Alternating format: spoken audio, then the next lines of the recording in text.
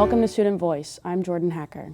Hunger is experiencing food insecurity due to the lack of ability to buy food, and homelessness is lacking an inadequate nighttime residence, living in emergency shelters, sleeping outdoors, or staying with friends or families, also known as couch surfing. While many students here at Chat State do not suffer from hunger and homelessness, many more do, and that has at times gone unnoticed. With us today to discuss these topics are students from Chat State. Tell us your name and about yourself. My name is Micah and my major is communications. My name is Chris and my major is sports science. My name is Cooper and I'm on the TCAT side for the diesel program. Cool. All right, thanks guys. So, would you like to start by sharing part of your experience with hunger or homelessness? Yes, I would like to start with that. When I was about 16 years old, I was homeless with my mom. Basically, long story short, we got evicted from our hotel room at the time, and then we had to go to homeless shelter. There was nowhere else to go. And I was there for about 7 months, really. And then I caught COVID, and then my mom caught COVID, and that led into a whole fiasco called DCS custody. So, yeah. Gotcha. Yes. Thank you. You're welcome. Yeah. I am an aged out foster kid. I aged out when I was 18, and I was placed in aging out foster care, where they give you housing and support, but you're still an adult, so you're not really like treated as a kid anymore. Mm-hmm. So I had adult responsibilities, and I didn't handle getting myself food and making sure I got my responsibilities done. I was still irresponsible and didn't know how to handle, making sure I ate. Yeah. I did go hungry sometimes, or I'd eat food that it didn't really meet my nutritional needs a lot of the time. So I ended up feeling unstable emotionally and physically, but I've learned nobody else is going to do it for you. At the end of the day, you have to have yourself. Right. So I definitely feel like anybody who experiences hunger, it's a real battle. Yeah. I also aged out of the foster care system, but the town that I lived in Colorado, there wasn't a really program for the kids that aged out of it because I grew up in a small town. So basically when I turned 18, I became like a ward of the state. So I just picked up and left and went to Utah. So it's mostly been since I graduated high school, I'm 25 now, that I've basically been struggling with like couch surfing, homelessness, and having that stability.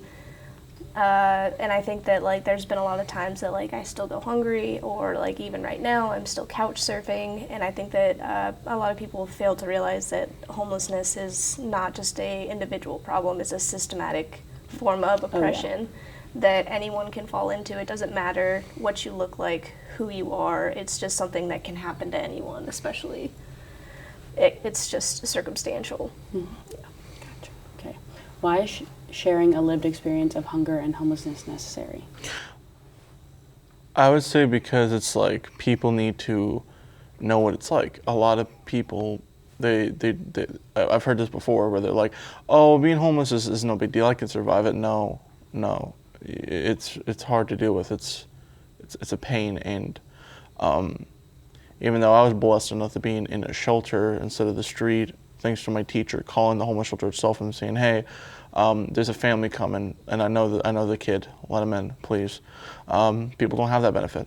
I mean, there's a waiting list in the shelter we were in, so a waiting list that is long. So I'd say probably sharing it is beneficial to communities. So let's say just people need to know more about it, basically. So if they don't know about it, then they're not gonna learn that people struggle and that you should be aware of it. You know what I mean? Yeah. Yeah. Oh, you go ahead. I feel like it's needed because it's gonna give you a piece of humbleness in your life. I couldn't see myself ending up the way I do now. I can see someone who's maybe homeless or hungry or just doesn't have it all together right yet, and I can have the mindset of he just needs some help. He or she needs help. They just have to be taught, how to be successful, how to prepare to take care of themselves. I feel like if you don't go through that, you kind of feel like you're on a higher pedestal than everybody, like it was handed to you. And I feel like that's what made a big difference for me. Just it was a humble piece for me. Basically the same as what you guys said. I think that a lot of people don't understand what it feels like to actually struggle, and I think that understanding that there are people out there that have to like work in order to just get their basic needs met, because their basic needs aren't being met in the same ways. So sharing your experience lets other people know that like it's kind of a wake-up call to be like, there are people that don't have as much privilege as you might have, and you need to acknowledge that in order to help people to get out of that situation and bring more of a voice to that. Yeah. Brings that to the table. I really like the word wake-up call. Yeah. That it is a wake-up call, and like the word humble, a piece of humble pie. Yeah. That's what my mom used to say. So. Okay, well, the next question is, how is young adult homelessness unique or different from other forms of homelessness? What does young adult homelessness often look like?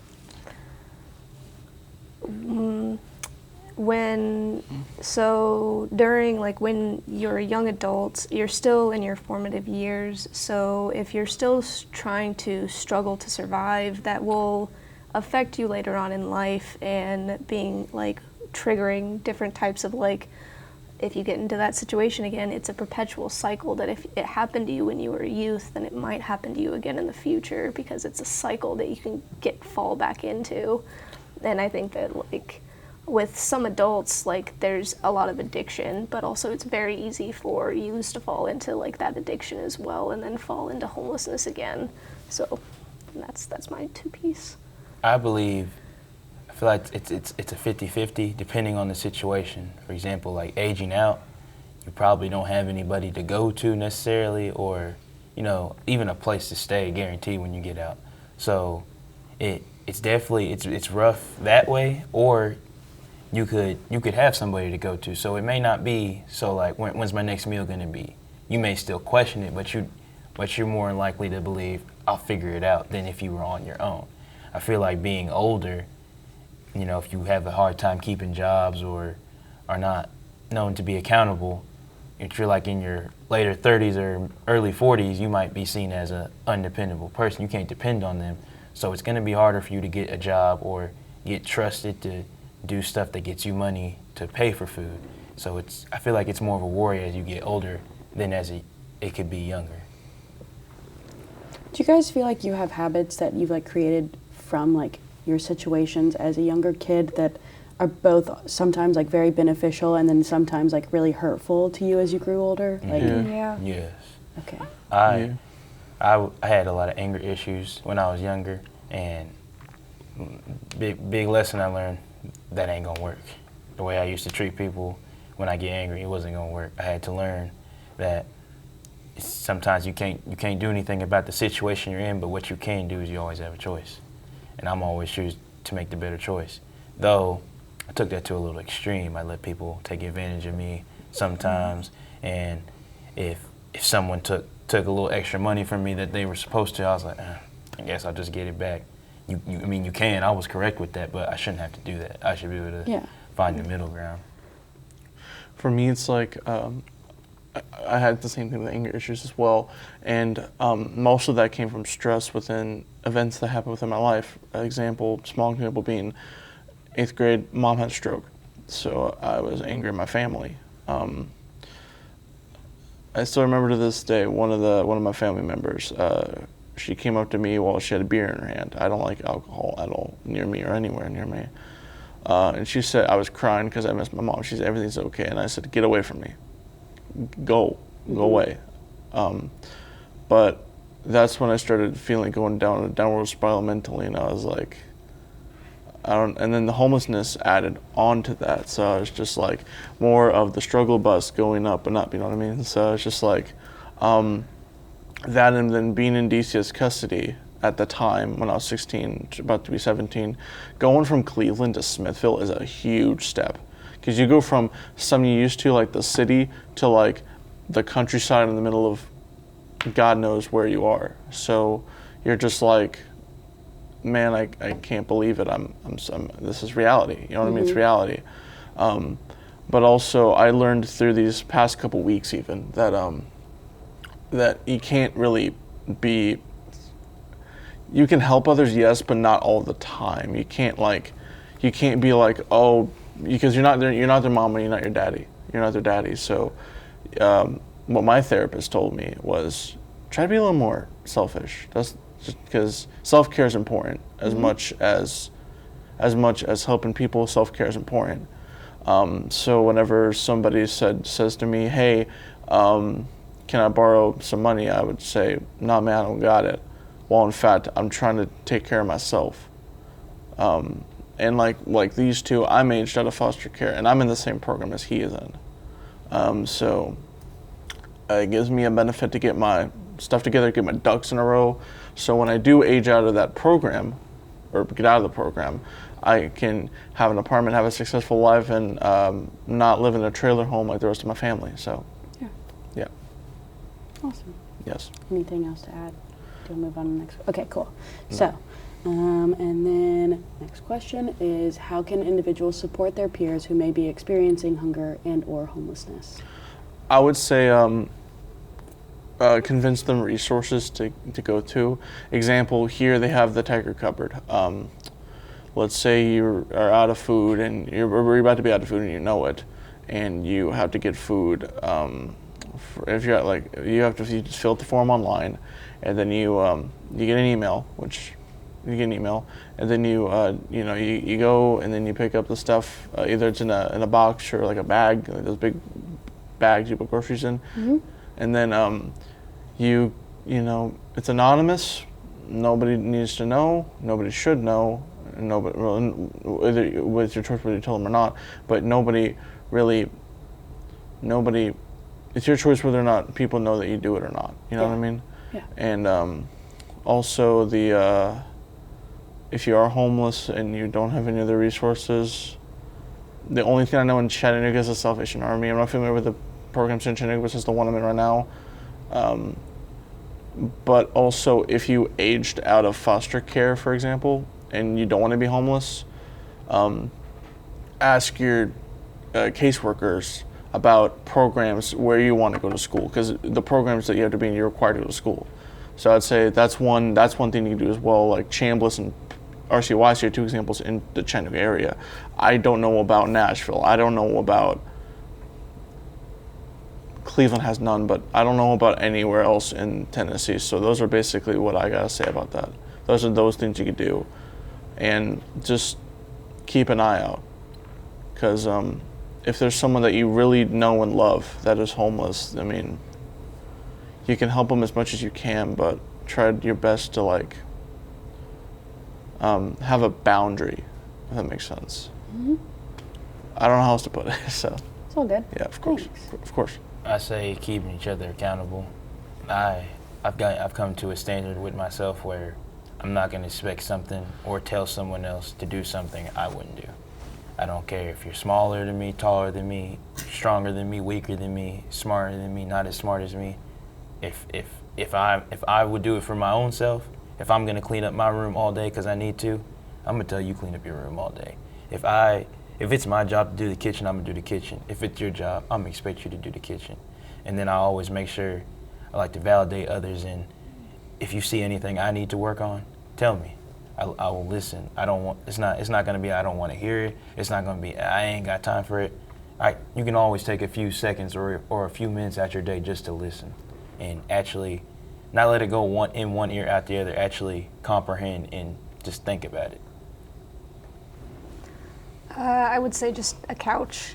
Sometimes it's nice that if people are couch surfing, that you can do just the easiest thing that you can do is be like, hey, you can stay on my couch for a little bit, or hey, I can help you with a meal. It's also just have a little compassion too with people, because this is a real thing that people are going through. And I think here in Chattanooga, homelessness is a problem everywhere in America, but here in Chattanooga, it's become specifically really bad in a way of like there's constantly sweeps down on by the community kitchen for people that are down there. They made it illegal to camp on public ground, so that makes it that much harder. So I think that it's just having a little bit of compassion, of like knowing that this is what actual people are going through, and that it's not just an individual problem. It's also about like understanding that it is, like I said, it's a systematic problem that happens to people. Like all three of us aged out of foster care, and all of us are talking about how we experienced homelessness.